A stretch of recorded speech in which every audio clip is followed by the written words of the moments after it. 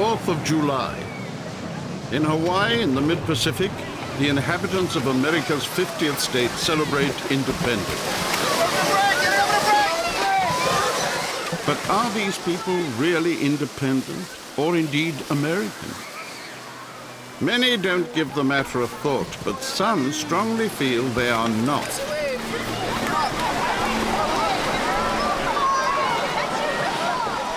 Everywhere I travel, I find people obsessed with the lost ancestry of their past. And on this second leg of my journey in the footsteps of Mark Twain, I'm curious to know what it is people are nostalgic for. While America celebrates freedom from British colonial rule, some Hawaiians would like to be free of America. It's terrible. This represents America taking over our country. What this teaches us, the natives, is how powerful they are. And that we shouldn't ask for our country, we shouldn't fight for our country. Because there they are, and they can kill us at any time. And that's what that represents, is death out there. Beautiful death. Why should anyone be happy about it?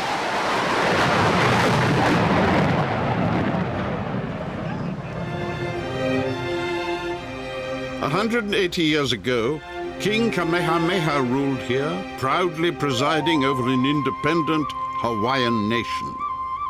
The Americans are kings, said Twain, who first came here when the monarchy was still nominally in power. Today's skyline reflects the culture which overtook Hawaii. Roots are fascinating, but here they are so tangled. I'm to meet a woman who's unraveled her own personal family knot. Haunani K. Truss campaigns for Hawaiian sovereignty, but seems most proud of her Irish great-grandparents. This graveyard is a Catholic graveyard, and my great-grandparents are buried here. They're Irish. As Jeremiah, the husband, apparently said to some friends, I want to go back to the land of the naked women. So, so he came here. Oh, here we are, Jeremiah O'Neill. There he is. He was born in Limerick, and there's his wife, Margaret. O'Neill. He was born in Dublin. In Hawaii, of course, most Hawaiians are many mixtures, many peoples. And I'm, of course, English, that's what Trask is, and Irish, and Hawaiian. But of course, even Americans have pretty important O'Neills. Eugene. Yes, that's right.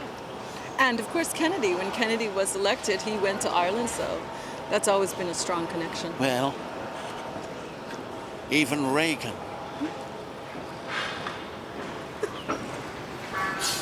Even Reagan what? Shh, we're in a cemetery. We're in a cemetery. We should not be behaving that way. Well, we could say you are Irish. They wouldn't know. Reverend Mother? Yes, Reverend Mother. You don't look British at all. So, are you Russian? Did you see the connection between me and Yeltsin? Yes, I do, now that you mention it. Yes, конечно, конечно. Hawaiianskая девушка.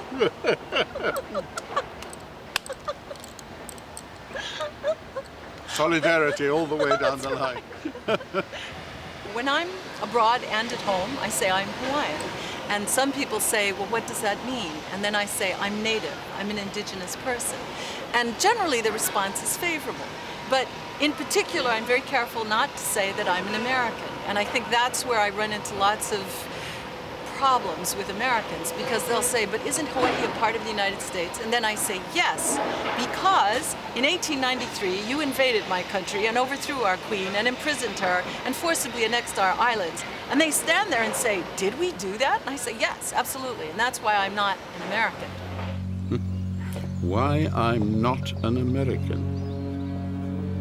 The United States heeded this unexpected call of minority voices, and Ancestry was suddenly treated like shares in a genealogical stock exchange. I'm told the stock exchange sits in room 351, if I can ever find it, the Hawaiian Homelands Department. In 1921, the US Congress voted to restore land once taken illegally from Hawaiians. Claimants for that land now have to prove that the blood in their veins is at least 50% Hawaiian. In other words, half ethnically clean. Which is your grandparents.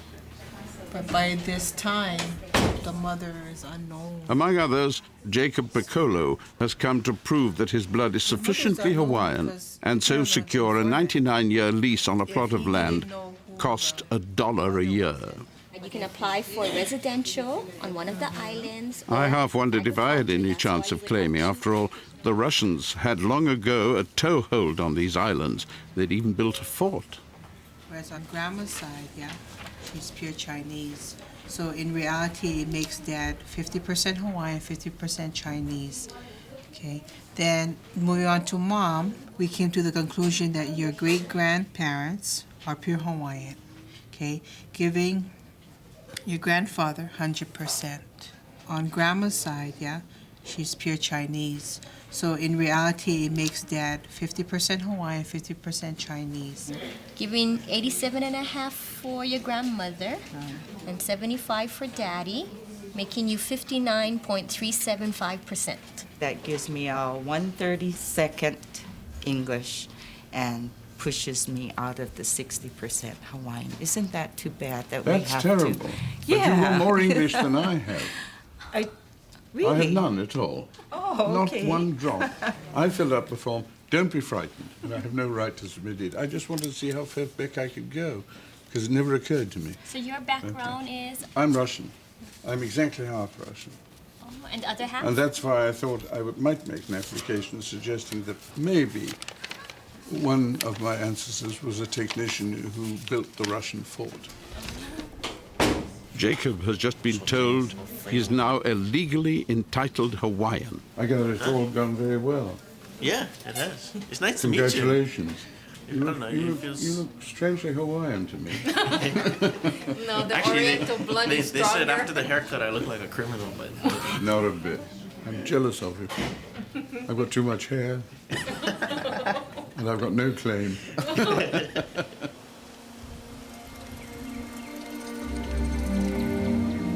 Those seeking their roots must travel backwards in time. For the descendants who return to this remote Hawaiian island, it's more than a pilgrimage. It's for the evidence they may need to cross that crucial 50% threshold. A century ago, the peninsula of Kalupapa had more arrivals than departures. It was forbidden territory then. People came here to die. Twain was not even allowed to come at all. Kalupapa was, and amazingly still is, a leper colony. Their resistance to disease lowered by their contact with Western culture, native Hawaiians were sent here in their thousands. Pretty slippery out there. There's a lot of water. Those sufferers who remain have chosen to stay here. Meeting me was one of them, Richard Marks, a veteran of a colony which until 1971 was little more than a prison. Now this is a much busier airstrip than I thought it would be. Oh, yeah. Well, Things are very different from when you first came. oh, yes. Very, very Imagine. different. My God. When the mail used to come down the trail on mules once a week. Richard is the law around these parts. And A sheriff who has happily reversed the stereotype of aggressive traffic cop. Anywhere else, and Clarence, a long-time sufferer, might have expected his open-plan car to land him in court. Somebody's forgotten a packing case or something on his... That's the hood ornament. That's to keep the hood down. Oh, I see. The latch is rusted out, so he doesn't want to be tying strings. See, he's got no door. Right. Yeah, that's normal. Zorro. Clarence's favorite companion. Zorro. Yeah, Peter, I'd like you to... Clarence Naya, Peter Ustinov. How are you? You've probably seen him in the movies, you just don't recognize him now, Clarence. He's like Bovades. Movie actor? I was younger. Half a century ago. Yeah. 100 years ago. Nero. He was Nero. Emperor in the movie, Nero. too, when they had that big fight. In Recognize arena. the thumb? Perhaps not my most tactful moment. I only then realized Clarence had no thumbs worth speaking of. You're a very young man. Today, there are just 55 residents on Kalupapa living in what feels like a time warp, under the benign law of Sheriff Marks. We don't pay for insurance on our cars. We never have to worry about stuff like that. We use old licenses that expired in '59 when Hawaii became a state. These guys been driving 50, 60 years. The cars look beat up, but you take the license away from these people, what they gonna do? As we drive off in his bus, the sheriff obeys his own law of the road. With many nearly blind people still driving, the rule is, on passing approaching vehicle, swerve off the road completely, keeping to the speed limit of 5 miles an hour.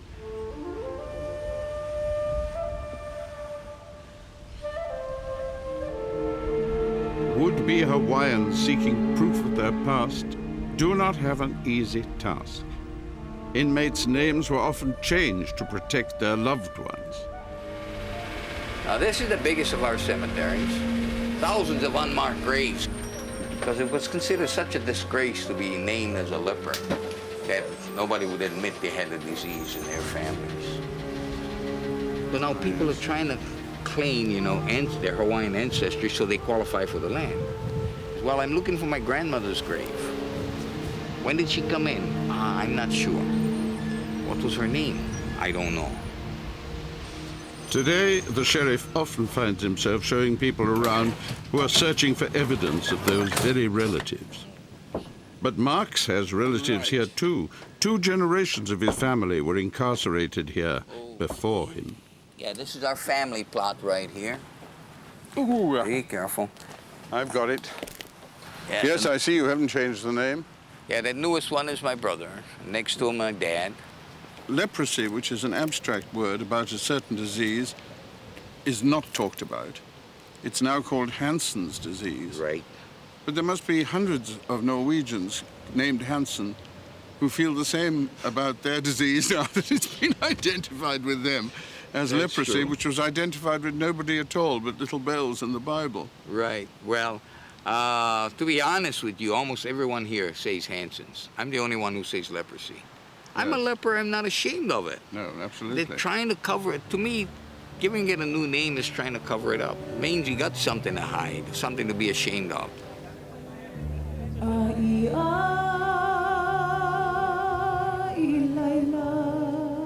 Western diseases and intermarriage have drastically reduced the mathematically pure Hawaiian population to around 5,000. But language endures, and a resurgent affinity with the past is troubling these paradise islands.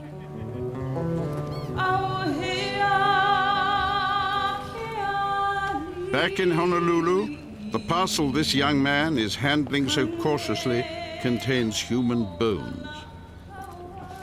Bones on Hawaii are venerated as never before as evidence of an unattainable past, of glory, independence, and self-expression.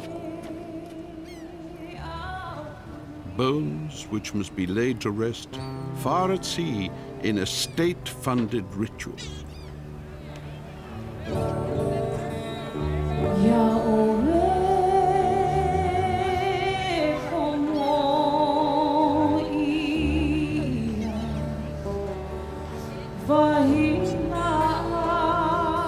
The burial practices of Hawaiians was such that they buried everywhere. They lived, they buried in the backyard, they buried in the mountains, in the beaches. Nobody anticipated this development here. My building, I live right over there in that top, on the red top, they found burials when they built that building. The law that established our program was a result in Maui of over 1,000 remains, Native Hawaiian burials, just being moved for a hotel. And Hawaiians came out and said, "What are you guys doing?" Each new building site produces a fresh crop of bones. Each time, by law, all building must stop. I think, Dale, we're looking right at the right place, aren't we? It's the job of the burial boys to call in the Honolulu Police Department if there are suspicious circumstances. When you find human remains, we ask that any work has to stop. Oh, And then yeah. if something looks suspicious, then HPD gets in touch with their medical examiner and so on. Sure. And if it's ours, we can pretty much tell. How did they become what they are? I'm an attorney, and my parents said, hey, go to law school so you won't have to be a grave digger. And I went to law school, and now I'm a grave digger, and I'm as happy as I can be. It's something that we find very spiritually rewarding, and can't think of any other job we'd rather be doing.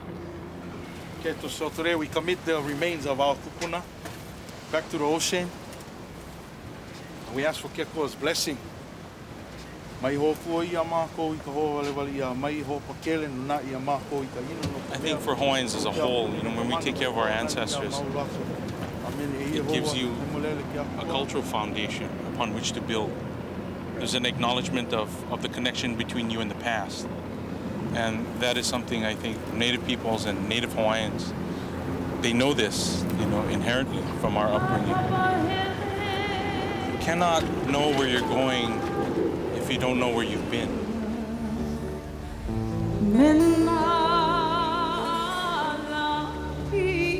It's a moving thought. And yet for some people along Mark Twain's 100-year-old route, the past is not a happy place to dwell. Unless, of course, the future shows even less promise. A beautiful death indeed. Next stop, Australia.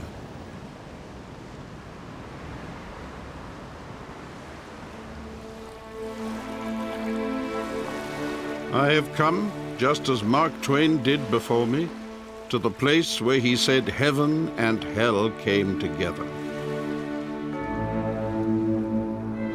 Here, on Australia's island state, Tasmania, stand the ruins of an empire's most brutal legacy. To this place, the worst convicts came, and an aura of unpleasantness still hangs like a curse over these stones. This is the place where they sent people crazy. Oh my God. Yes, and the only heating going was for the guards. All these cells, absolutely freezing. And what would they have to bribe a guard with in a cell when they've been stripped bare when they come into the prison? They were not allowed to communicate with each other, right? That's right. Yes, this is an absolutely silent prison. Let's call it a monastery almost, like one of those closed-order monasteries. Yeah. These fellows could answer yes or no to the doctor or the magistrate going into the cell, or they could sing hymns in the chapel over here. Look at that. Oh, God. Total isolation everywhere, including in church. Would you believe it? Each convict is led in, and the door is closed behind the previous one. Bang. And then that door is slammed. And there's a lock down there. So all I can see is the parson out the front. I can't see anybody down below. I can't see anybody either side. I can't see anybody behind me. So there am I for the next 3/4 of an hour for hellfire and damnation preaching. Dearly beloved. What irony in that phrase when directed towards anonymous people. Isolation was the punishment. So when they came in here, and the clergyman, standing where I am now, would say, "We will now sing hymn 128 in ancient and modern." Can you imagine the raw, the release, the proof that people had still the capacity to talk and to sing words more complicated than yes and no? Dearly beloved, indeed. Amen.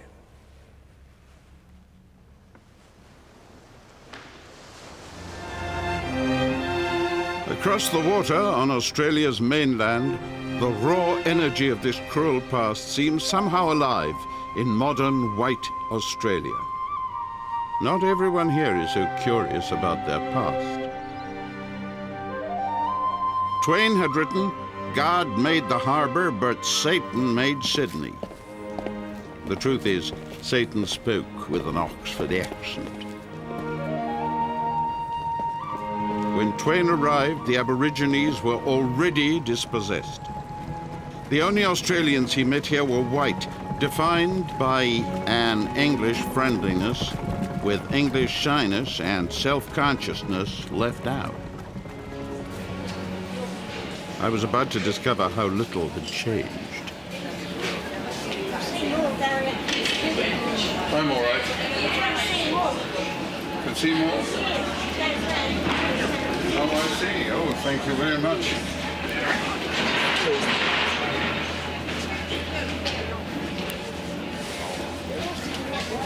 Yes, I realize that. Yes. See, what's that doing here? They're recording me talking to you.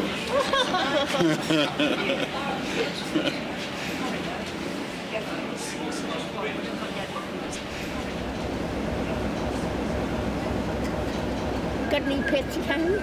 Any what, kids? Any pets? Pets? Ever had a budgie? A budgie I've never had, no. Well, my friend had one. She used to sit next to him and watch TV. I mean, now I'm seeing everything. Yeah. If I'd been sitting there, I'd only have you to look at, which is enough, of course. But He's a funny man, isn't he? oh, I don't think You're a I'm very funny funny. No, I'm rather serious and sad character. And when you see them all get up, you get up. Yes, like church. Yeah. Yeah. Behave yourself. Coming from you, I certainly will. Twain delightfully described Australia as a young girl stroking Mother England's old grey head. And in places, she's stroking it still. There are women who are thrifty. There are women who have lots of sex appeal. Sex appeal. Sir Peter, can I get you a drink? I've got some mineral water behind me, which I'm hiding. I've come to dinner at St. Paul's College, a part of Sydney University, which is reawakening all my worst memories of English public school. There are women who are very There are women who are married. There are women who have tarried. There are women who don't talk much. Here is the embodiment of a white Anglo establishment, the descendants of the original colonizers. Benedictus benedicat Jesum Christum Dominum nostrum. It's extraordinary that in Australia one should find every evening this all-male formality combined with incomprehensible rituals which always make me worry about doing the wrong thing. Still, one must be polite. You've got a hell of a lot of nonsense going on here at the moment about an Australian identity. But our press seems to go on and on and on about an identity as though you could put 17 or 18 million people and say, there's one. It's just absurd. In any case, I think it's quite possible to have your roots in civilized behavior and leave it at that. Oh, that's a good one. Mind you, if you said that here publicly, you might get a bit of a horse laugh.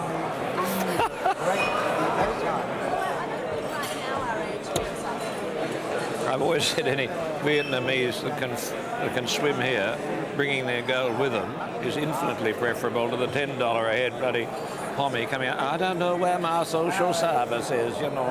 I come here and I can't find out where I get my money. Oh, drive you bloody mad. But there's another Australia which Mark Twain never saw. It is black and it is poor, an inner suburb within sight of Sydney's heroic skyline. No land is occupied which is not stolen, wrote Twain. When Australia was claimed by the British, its 640 Aboriginal tribes were utterly dispossessed, unable even to vote until 1967. It's a bitter ancestry in a very them and us world. Being Aboriginal especially, you get criticised for it all the time.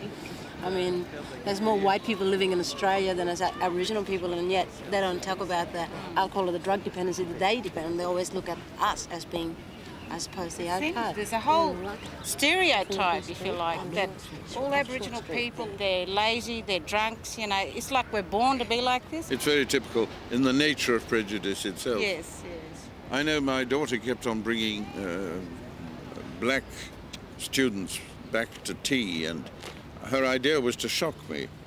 But she didn't know me, and I took her aside and said, look, none of us are without prejudice. We all have prejudice about something. But if you want to marry a black gentleman, that's all right with me, because the result of your marriage is bound to be very interesting, at say the very least. But if you come back with a South African apartheid fanatic, there I draw the line. I'll say, out of the house. The way I see it is with Australia, it's always been a very devious kind of racism. It's always been well hidden, whereas you get South Africa, it was out there in your face. It was blatant. The thing that's sold overseas, you know, wonderful down under country of sun and koalas and kangaroos. This land is drenched with blood. For Aboriginals, it may even get worse before it gets better. And this woman may be the reason why. Pauline Hanson leads the controversial One Nation Party. She's agreed to a rare interview at an airport, where the extreme security reflects the extremity of her views. Are the Aboriginals still in need of more help than you are? You seem to think that they're privileged. If you're an Aboriginal, you can actually, your child can get free tuition, you get free travel, you get health checks, you can get a cheaper housing loan, anything from 3 to 5% housing loans. When we have people out there who are non-Aboriginal who would dearly love to be able to get cheaper housing loans. And when you have applying for government positions or jobs where being an Aboriginal gives you high priority in getting that job compared to maybe the white Anglo-Celtic European male, I don't think that's equality there. I call it the Aboriginal industry out there because no one has been game enough to stand up and say, well, where has the money gone? What has happened to it? Has asked for accountability. Yes, but in the past, before you ever became active, the reputation of Australia towards its own Aboriginal population has not always been a shining example to the rest of the world. I get so annoyed because I have to answer to the fact of being a patriotic Australian, you know. Patriotism is not racism, and criticism is not racism. So, you know, I just sort of say, well, have a look in your own backyard before you question me and how proud I am of my country. There is, in Pauline Hanson's strident language, an echo of Port Arthur Prison in Tasmania.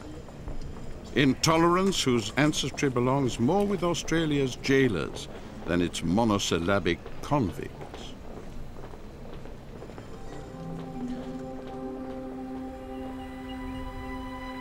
I've come back to Tasmania, where a century ago Twain spoke of the wanton slaughter of kangaroo-chasing innocents. He believed the Tasmanian Aborigines to be extinct, but through mixed parentage, their blood has endured. Until the 1960s, it was government policy to remove half-caste children for assimilation in white institutions. Derek Pearden was snatched from his mother at the age of 4. After 42 years, he has at last plucked up the courage to return home, to see the grave of a mother he hardly knew. The prospect has made him a nervous wreck. Well, it's been very hard. It's been 3 nights in a row. Very little sleep. A lot of nervousness, I guess, you know. Just looking forward to going back, I guess, and a bit tense. It's going to be very hard. Why do you think so? Emotional. To go to Mum's grave and... This promises to be the most emotional day of his life. And as he thinks back, he begins to recall details of his childhood. The only memories that I can sort of look back on is the old school. Another thing, a rubber football. Day in, day out, kicking this football into the the pine trees. I can remember doing that on my own. Just a little rubber football. Do you think it'll still be there? Don't think so. No.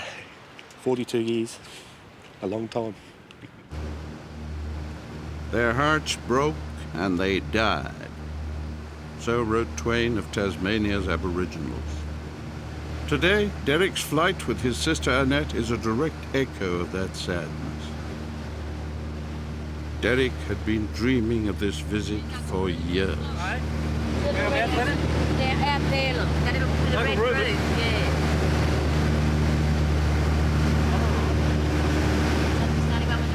The profound emotions behind Derek's long wait burst through at the airstrip's tin shack.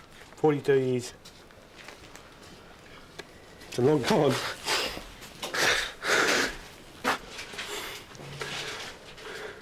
Very emotional.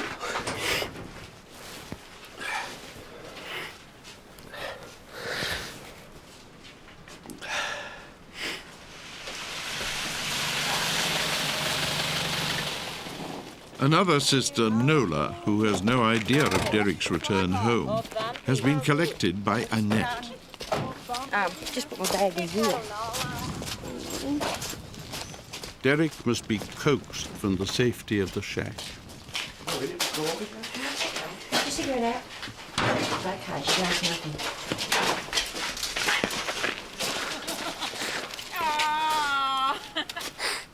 Hello, darling. You made it. Oh. He greets his long-lost sister, a first step into the past. And then the climax. Observing him, his sister Annette remembers. The Northern Boys' Home had rung to say that Derek was very upset and he kept crying for his mother. His words were, "Mama, mama." And I just said to Mrs. Ware, "Well, I'm his mama, mama."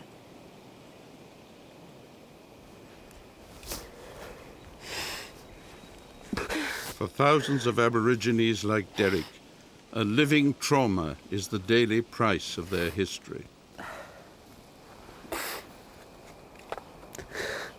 Oh, I love you, Mum.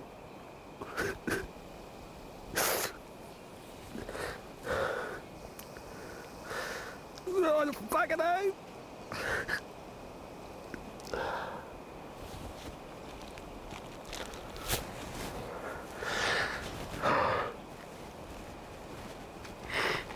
I've never ever met me fucking mother.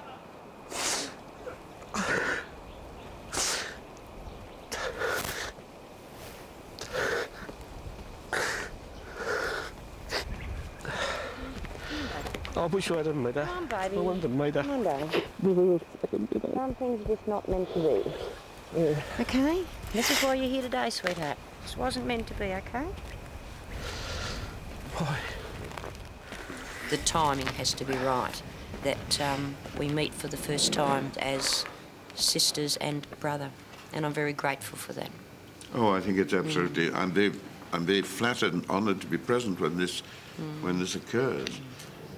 But tonight I might get drunk and I don't think the family will come near me, Sir Peter. I'm terrible when I'm drunk. Are you? Oh, shocking. Shocking. Well, you want me to take that away?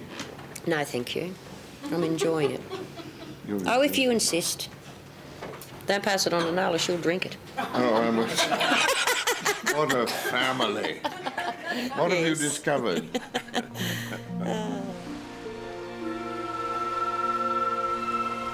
To me, Derek's pain shows why politicians like Pauline Hanson would do well to listen, and why Australia must come to terms with its open wounds. Across the water in New Zealand is a very different story of wounds and bandages.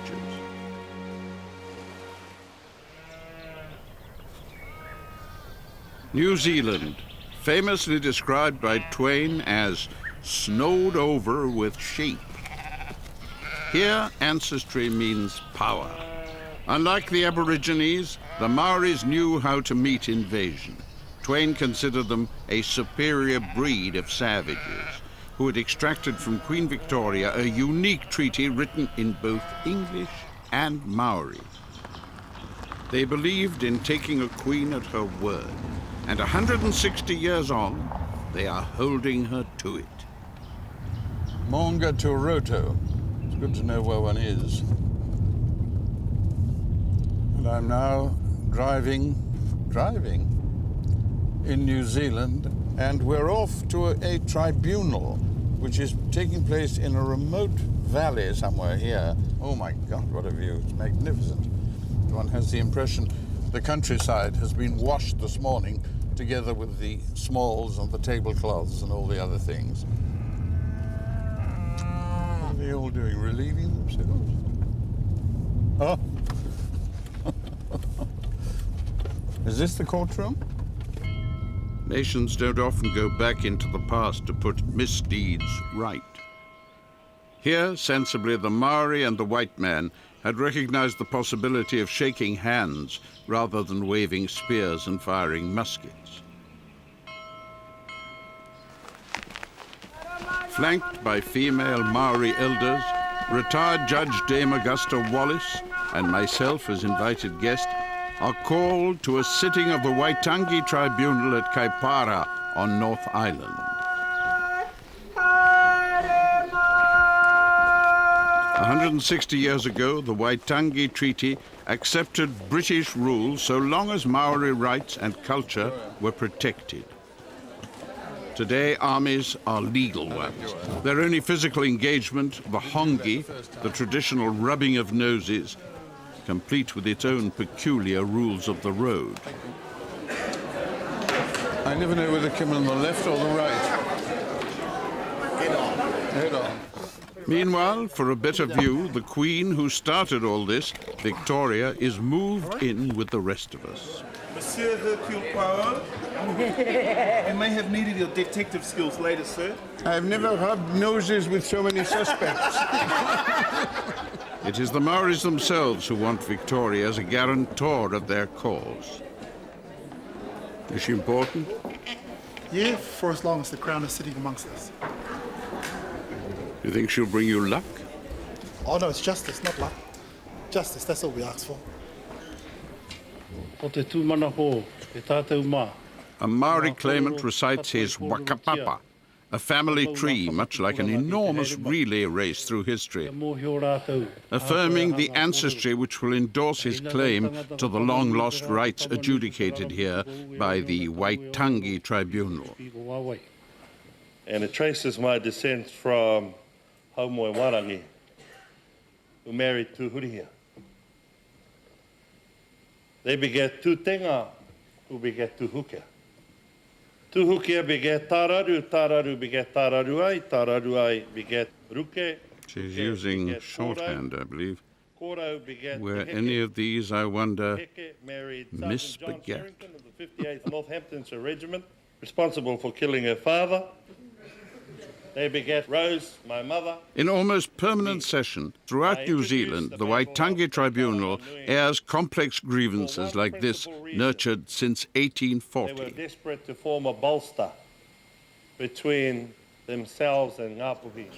There are some non-Maori who say the Maori are trying to take things they're not entitled to, and there are some Maori who, in the ultimate extreme, would say to everyone who was not Maori, not tangata whenua, go and live somewhere else. Yes. Well, of course, that's the charming. I remember there was an American questionnaire to the Red Indian population asking them whether they thought that America should get out of Vietnam. Yeah. And the reply came, yes, and also leave the United States. That was asking for trouble, that question, Well, of course it was. And you do have a small group, but there are some Maori in New Zealand who are very resentful and have very radical views. And they would like to see all people, non-Maori, go somewhere else. Yes. Simple as that. Yes. The following day, as a non-Maori, I was invited to a place few non-Maoris ever see. It was to generate the only nude scene in this entire series. The Maori heartlands of Rotorua boast stunning natural wonders. Some for tourists, but not this one. The healing thermal baths are kept exclusively for the Maori villagers. I've been promised a naked swim with several people as yet unknown to me. It seemed churlish not to investigate. I'm an honored guest. I have no choice.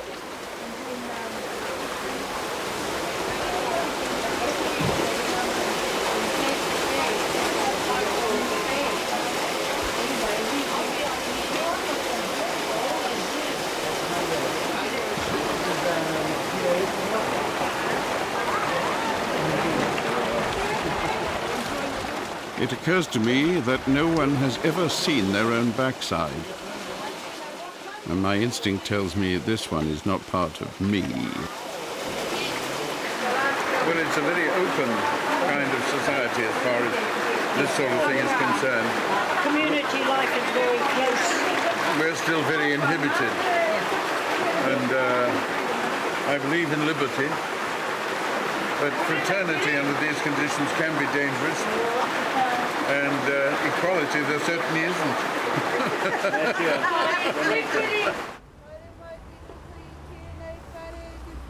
At the tribunal, I had heard the wakapapa, the chanted family tree.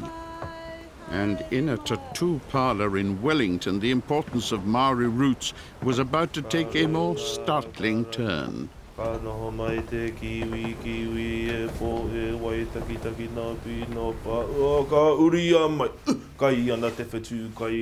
seeing tamoko, as this facial art is called, Twain had concluded that European faces look unpleasant and ignoble.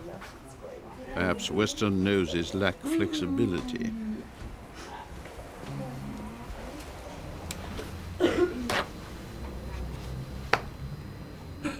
Here, tattoo artist Ranji Skipper believes he is reinscribing the same patterns Twain saw, and with them a lost identity. It's delicate work.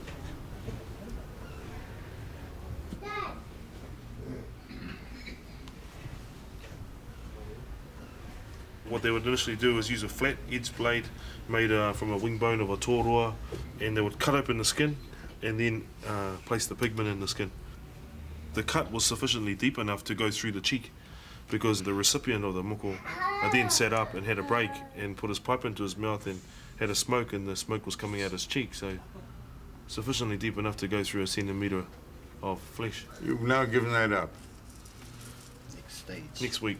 Next week? Well, I was wondering, because I think if you still continued it, you'd probably be qualified in 10 minutes to do a heart transplant. Probably. Jeff, why are you having this done? Well, it's my rights. Oh, it's absolutely all right. I'm not trying to take it away from you. No. I'm not rushing in with the fire brigade saying, stop, stop, stop. Does having a moko affect you at all? Yeah, it means I won't be able to get a job. Oh, well, it could be an advantage. It depends on your personality. I don't know anything about you. See, with the resurgence of the demands for Māori sovereignty, one of those forms in which identity is showing itself is not only in the indigenous language, but also in the indigenous visual language, which is moko. Well, what are you doing now? You're actually... This is where the fun begins.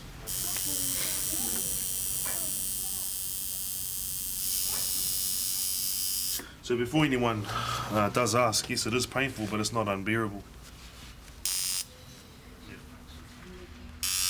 So what he's feeling at the moment is likeable to a piece of broken glass being dragged across his skin. Oh, well, thanks for elucidating me on that point. Ranji Skipper says his tattoos mark a return to the Maori's fighting identity. But few win more battles than the man sharing my buggy. Morning, fellow. Sir Tiffany O'Regan, half Maori, half Irish, is a politically sharp tribal leader who knows how to work the system for his people. Thank you, Danny. Through the Waitangi Tribunal, he's proved claims to ancient fishing rights, winning an offer of £60 million compensation for his tribe. Today, he's travelling to South Island to sell the deal to his people. Maori and Polynesian people tended to name features very much after the personal parts of ancestors, because that was a way of claiming the land for your particular tribal group. And so if there's a rock standing up out of the water, and that was a valuable fishing rock, that'll be the upstanding penis of a particular ancestor. And if you were to go and fish there, without due permission, to take the fish and to eat it is, in Maori traditional terms, to be seen as to be eating that particular part of someone's ancestor. And that would bring those descendants out with a just cause of war.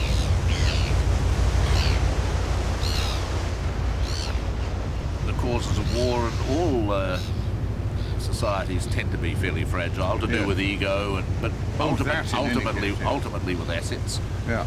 And what is a penis if it isn't an asset? I quite agree. I agree with you. Yeah.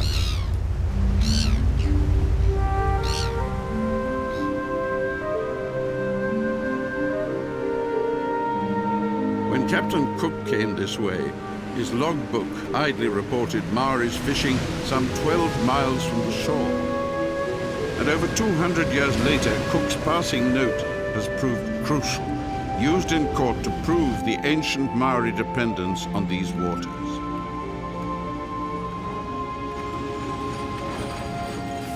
Journey's end. Tonight in Kaikoura, another phase in the Maori struggle for compensation will reach a climax. In their hearts, most know they'll never recover their true historical losses. But pragmatically, Sir Tiffany will be urging acceptance of this latest offer.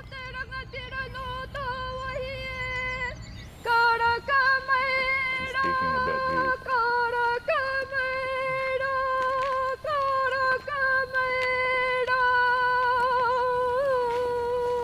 You keep your shoes on. It's one of the marks of rank for a senior visitor. At last.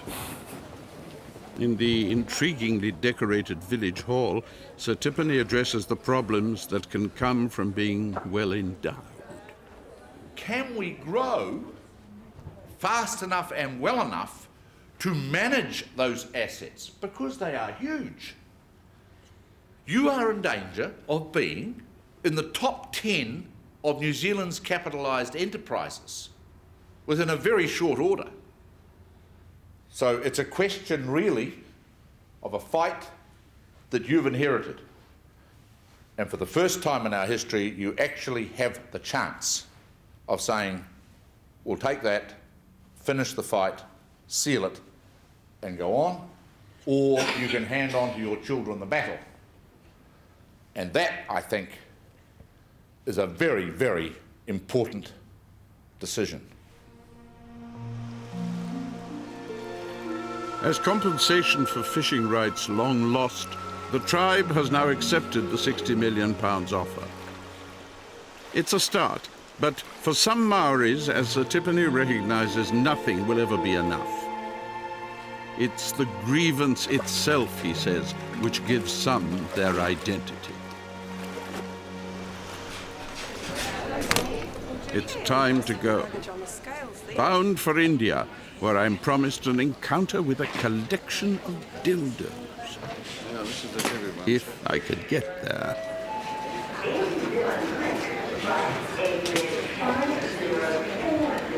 All passengers bear forwarded to 2391 to Sydney, Otago, Wellington, and points east.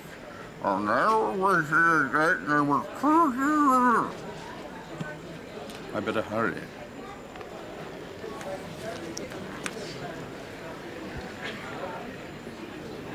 I'm waiting for my wheelchair.